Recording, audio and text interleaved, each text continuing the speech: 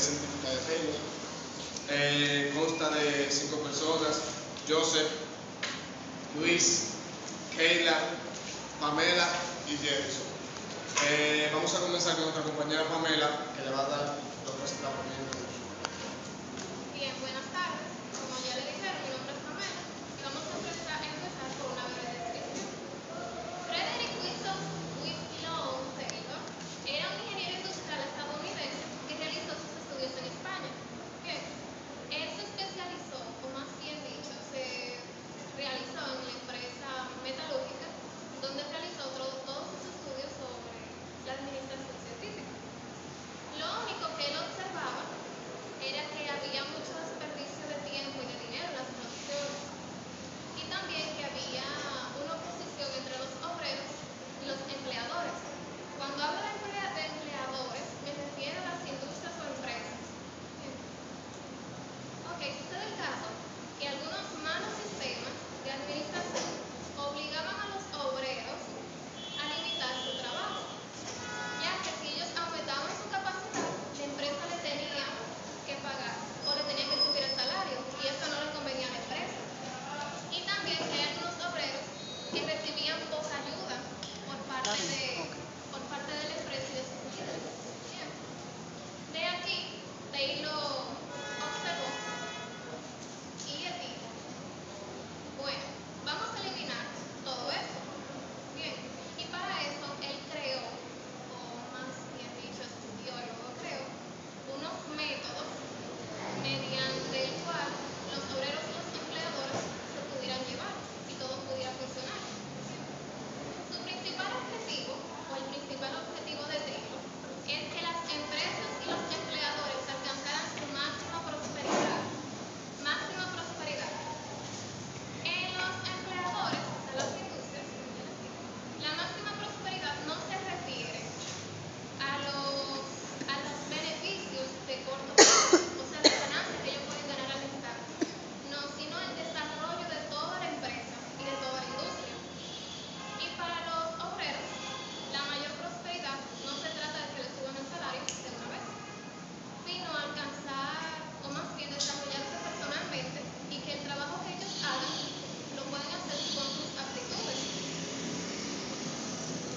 De acuerdo a esto, Taylor enunció 4 principios.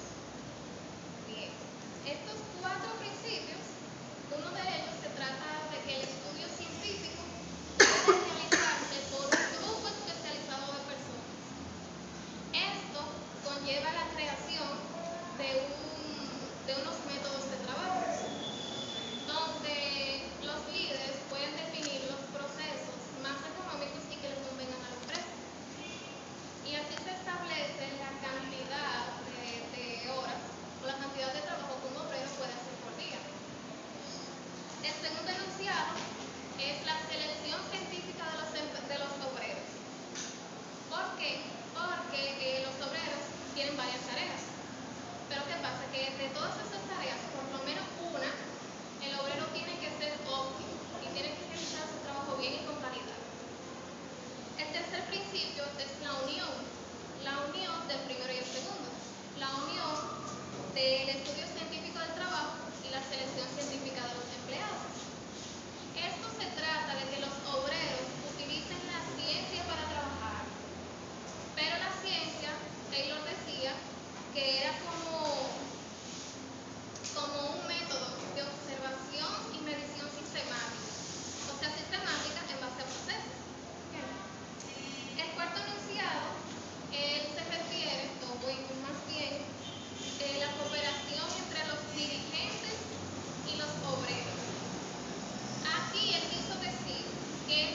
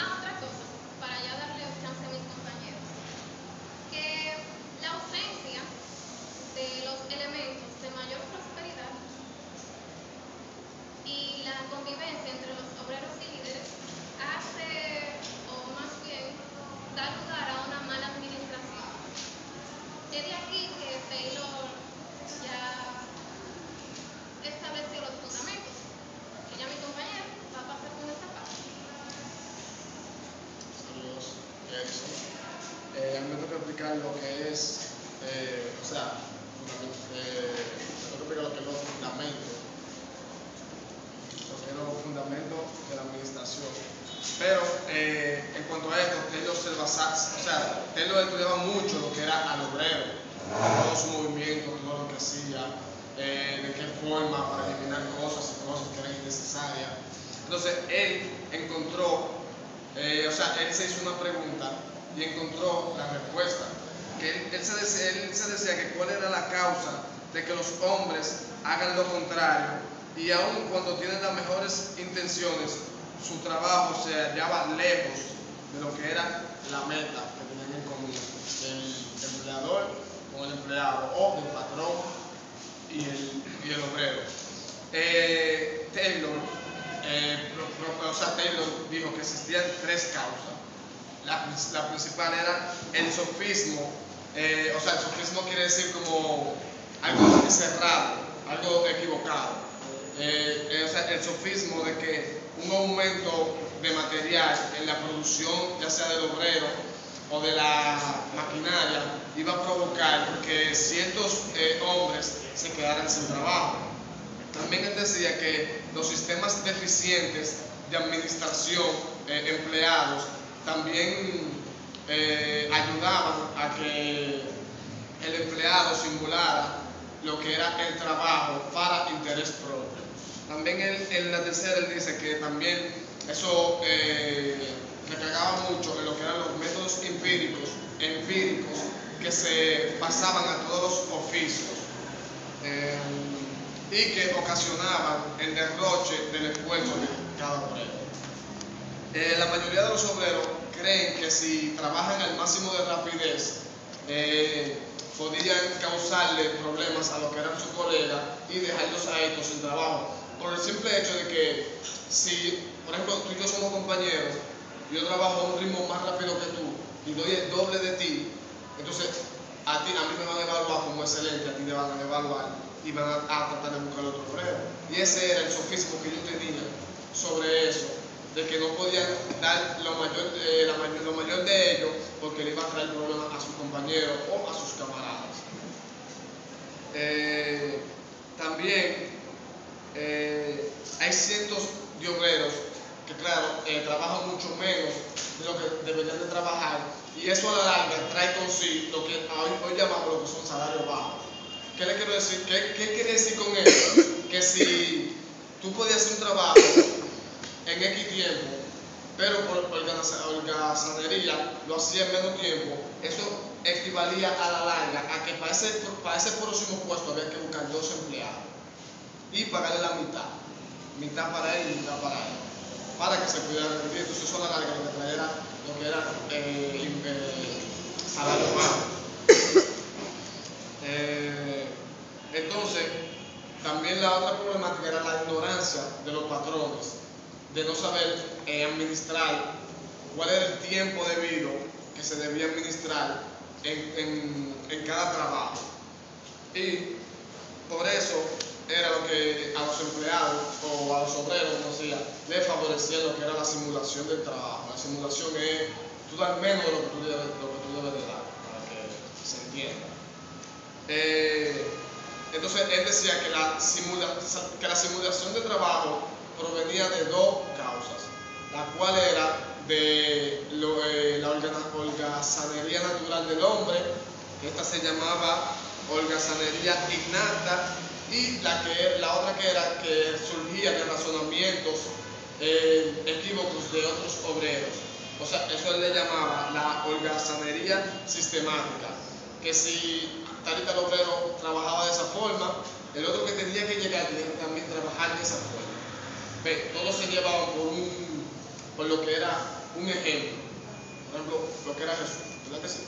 Que todos se llevaban de ahí, del método de Jesús y de todo lo que él hizo. Entonces, eso es lo que se llama sistemático, que todos veían lo que el principal hacía y todos seguían de él. Entonces, él decía que la pereza natural del hombre era grave, pero más grave era la pereza sistemática, lo cual le traía problemas no solamente a la empresa, sino también al gerente en este caso o al patrón, porque se creaba como una clase de antagonismo. Ya los obreros lo veían como un antagonista, o sea, el malo de la película, lo veían como lo que era un antagonista. Y el caso se daba tan grave que ya si el patrón empleaba o sea, planeaba algo para la empresa, ya los obreros desconfiaban de ese proceso.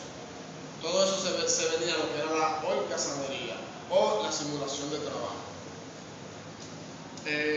También él enfocaba mucho en lo que era el ahorro del tiempo y analizaba cada obrero en los movimientos que daba, que él, o sea, por ejemplo, lo que quiero decir, por ejemplo, yo en mi escritorio, cuando yo trabajo, yo tengo todo a mi derecha, porque yo soy derecho.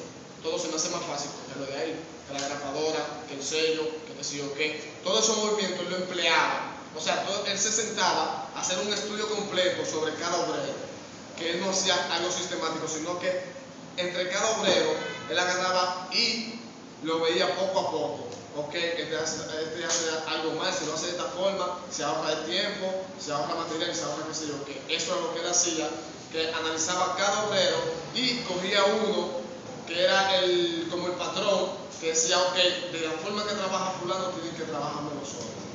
Dependiendo, él tomaba en cuenta dependiendo del área, o el oficio que tenía, o la responsabilidad que tenía. Entonces, él también me toca explicar lo que era la necesidad del estudio científico de las condiciones de trabajo.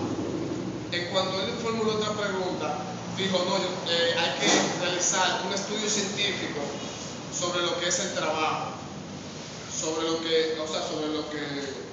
cómo debe de vestirse el empleado, cómo debería trabajar, qué movimiento debería usar, en qué tiempo tiene que hacerlo, etcétera. Eso era lo que él hacía y por eso hizo ese estudio científico que más adelante los compañeros.